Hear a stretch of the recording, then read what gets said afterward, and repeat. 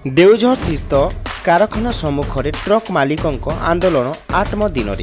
40% truck जोगे सड़क पथरे लुहापथर परिवहन दाबी अटक ट्रक मालिक संघ जोड़ा ब्लॉक देवझर पंचायत ठारे थिबा एक कारखाना 40% परिवहन सड़क पथरे करने दाबी ट्रक मालिक धारणा आज 8 दिन पहुंची। समाधान पाई जिला प्रशासन और प्लांट कर्तृपक्ष कौन आलोचना न करने फल ट्रक मालिक मानक मध्य असंतोष वृद्धि पाइबारे लागिछि।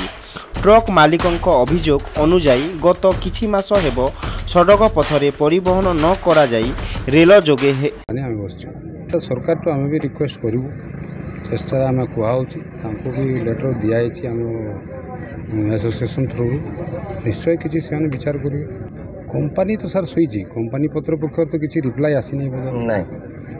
सरकार निश्चय आशा रखी आगामी दिन में आम रिक्वेस्ट करूँ चीफ मिनिस्टर सार को भी रिक्वेस्ट करूँ आमर ये आंदोलन को इंटरफेयर करूँ सी भी एमपी सार को भी रिक्वेस्ट करूँ से भी इंटरफेयर करूँ केमती समाधान हो। आम ये 25,000 ରୁ 30,000 गाड़ी मालिक अच्छु प्लस सांगे ड्राइवर अच्छा हेल्पर अच्छा माँ भौणी अच्छी प्लस आम सांगे इंजिन मिस्त्री अच्छा टायर वाला अच्छा डेंटिंग वाला अच्छा आमर 13टा परिवार आम गाड़ी गोटे गाड़ी मालिक आज्ञा 13टा परिवार चलाऊँ तेणुकी आम गोटे परिवार बुड़े 13 परिवार आहरी बुड़े।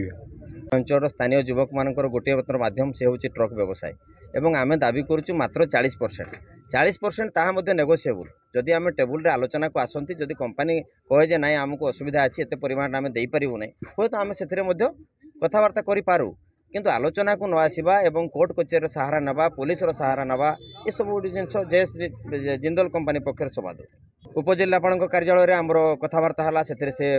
डायरेक्टली मना करदे आम देपारू ना तापर आम जिलापाल महोदय को भेट करूँ आम माननीय मुख्यमंत्री ऑफिस फोन आसाला एवं से आमर ग्रीवांस सेल आमर जाकि जो दाबी था जो उपस्थापना आम से एवं मुख्यमंत्री दफ्तर पक्ष जोगाजोग कर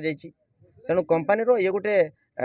मनमुखी कार्यकलाप भली माने डिक्टेटरशिप भाया जो राजनीति करुँचा को नापसंद करुँ जिते पर्यंत शुणे नहीं अनिर्दिष्ट काल पर्यंत धारणा बसबू और शांतिपूर्ण भाव में बसबू।